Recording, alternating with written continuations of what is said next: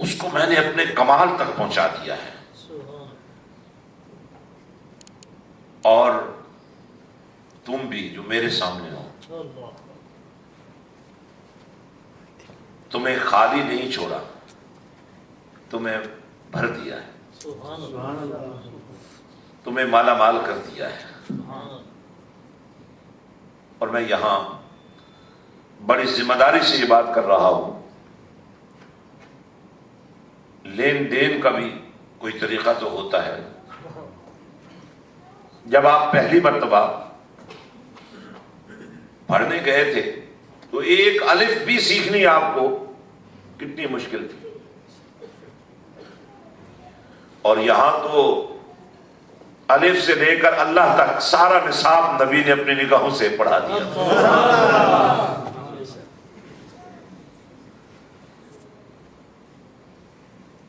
میں اس چارٹر کا ذکر نہیں کر سکتا، کیونکہ آج جو کچھ میں آپ سے کہنا چاہ رہا ہوں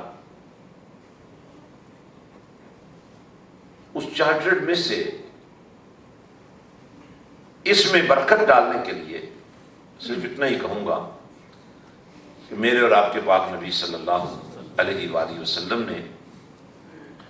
اپنے سامنے ٹھہرنے والے 1,00,000 اور کئی ہزار اپنے غلاموں سے یہ جس کا مجھے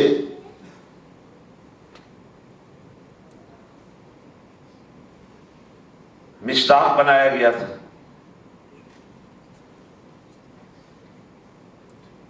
وہ آپ تک پہنچا دیا ہے۔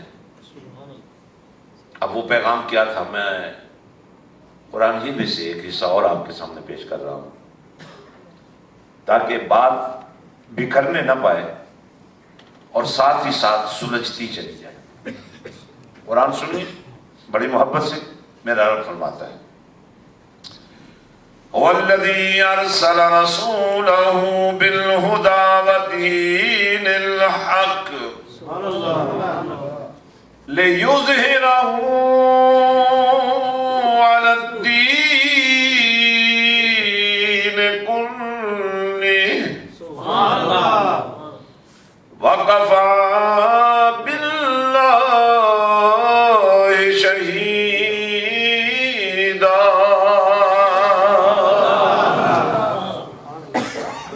قرآن کی شان کے مطابق میرا خیال ہے ہمیں اہتمام کرنا پڑے گا۔ نعرہ تکبیر، نعرہ تکبیر، نعرہ رسالت، نعرہ رسالت، نعرہ حیدری، نعرہ غوثیہ،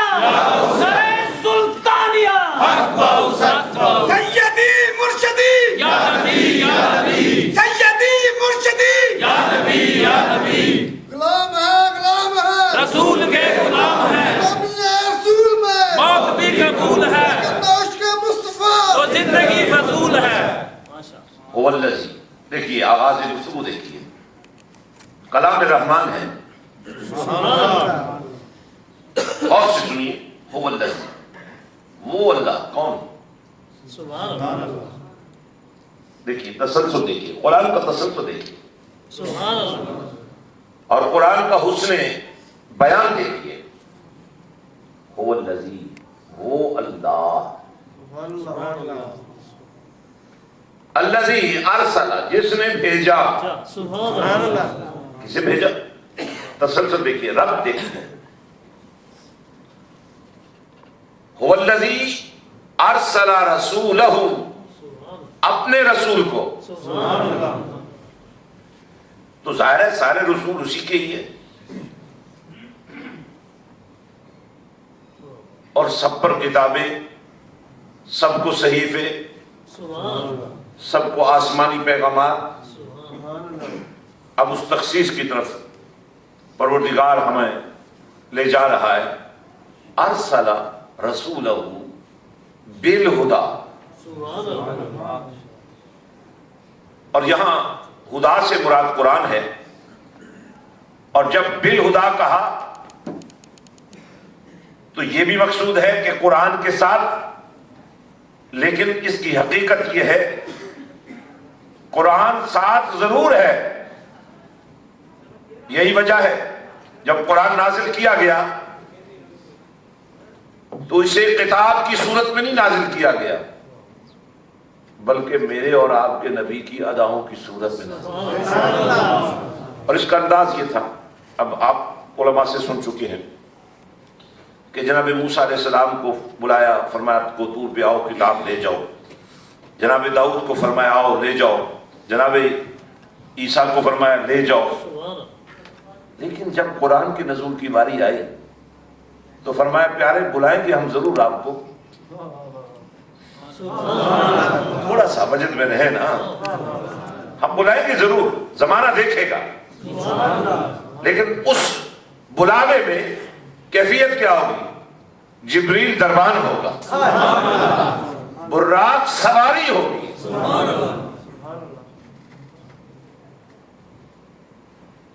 انبیاء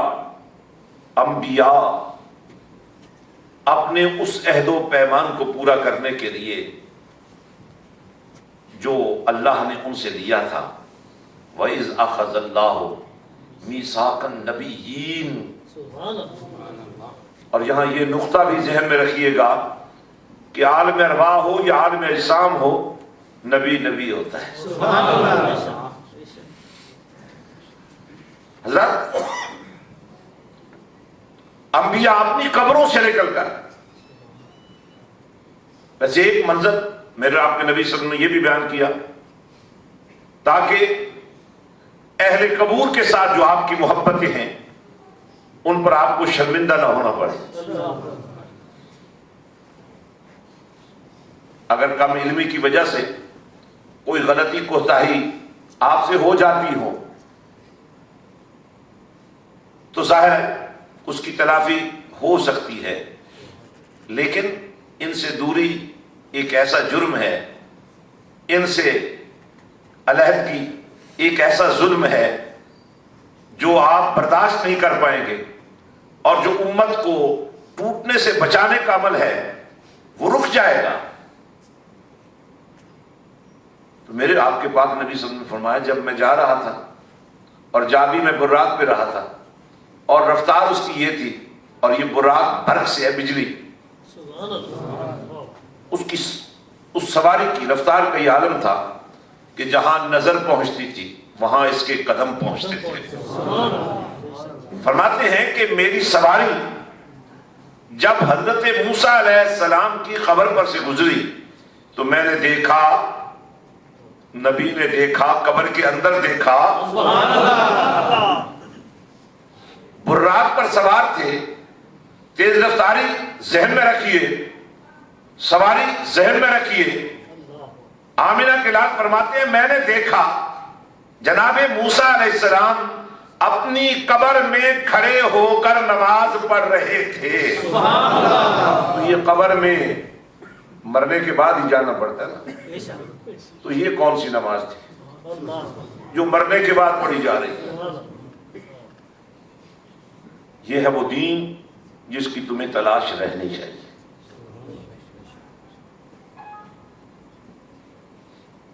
اور قبر میں ظاہر ہے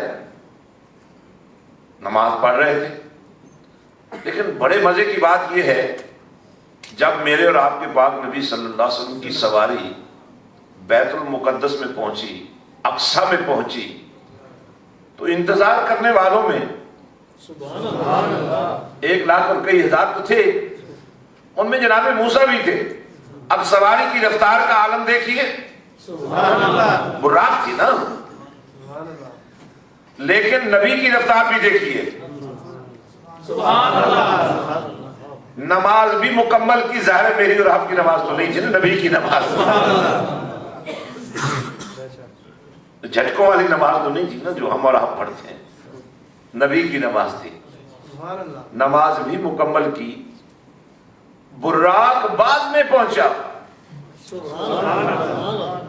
موسیٰ پہلے پہنچے ہوئے۔ اب یہ بھی ایک بحث ہے کہ جناب موسیٰ کیا نماز پڑھ رہے تھے، کیونکہ لوگوں کو تو سمجھ نہیں آتی، ایک جیسا کام ہو جائے تو شک پڑ جاتا ہے، یار یہ ایسا ہو سکتا تھا، ویسا ہو سکتا تھا، لیکن پروردگار سے جب میں نے پوچھا مولا تیری نماز کا نام بھی صلاۃ ہے، تیرے نبی کے ذکر کا نام بھی صلاۃ ہے، اگر لوگ الجھ گئے، لوگوں کو کنفیوژن ہو گیا تو کیا بنے گا؟ فرمایا یہی کنفیوژن نکالنے کے لیے تو نام ایک ہی رکھ دیا ہے۔